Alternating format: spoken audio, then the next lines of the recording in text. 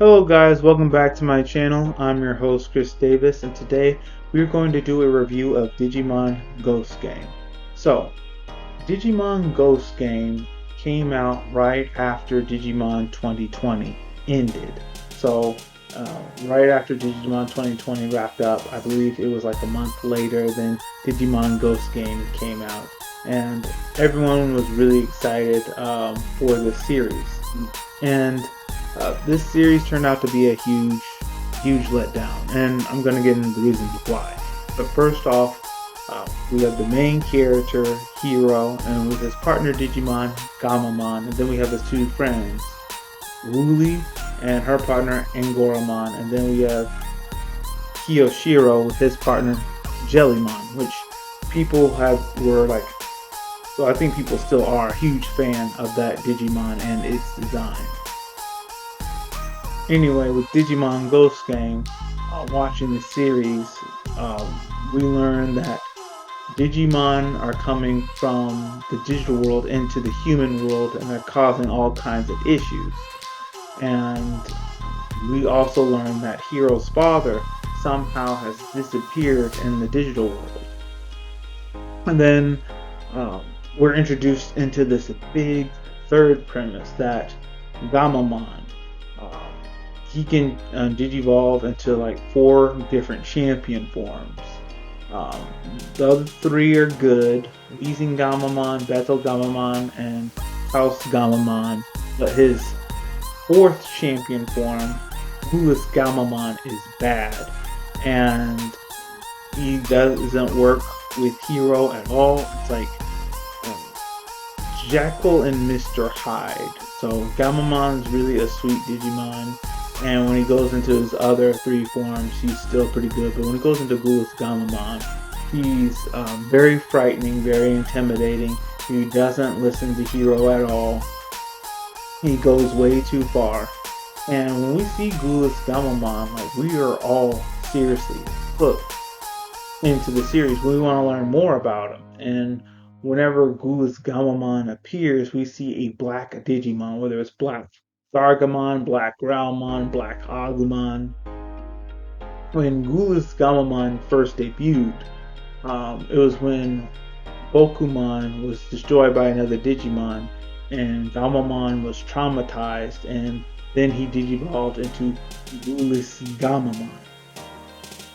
So, really awesome debut, and we were really looking forward to Ghoulish Gamamon, seeing where it was all going. Maybe Hero has to overcome Ghoulish Gamamon in order for him to get to the ultimate level or the mega level. That turned out not to be the case, and that's what really hurts Digimon Ghost Game. We have 3 strong story points. Digimon coming into the human world. Hero's father has disappeared. He's gone for a long period of time. And Gamamon has a 4th champion form that Hero can't control. But instead of us following these strong story plots, what we wind up dealing with is the whole series is episodic. You just have all these episodes, but none of them are progressing the story forward. But other than the Digimon evolution lines and their debuts, like, other than that, you can pretty much say the whole series is filler. Most of it is filler. Now, every now and then they'll introduce like an episode, or a character will say something that moves the plot forward. But other than that, there's nothing in this series except filler, and majority of the episodes don't move the story forward. But you have good battle sequences. You have great Digimon evolution debuts. You have awesome Digi-evolution lines. I like them all. Well, Mortamon, that one had to grow on me, but eventually I began to like it. For whatever reason, it took a long time for Angoramon to get to the champion level. I don't know why, but for whatever reason, it took him a long time to digivolve to Simbora Angoramon. In fact, it had taken so long, I believe Gamamon already got all three, if not all three, all four of his champion forms before Angoramon even digivolved. So to me, like, that was too long. But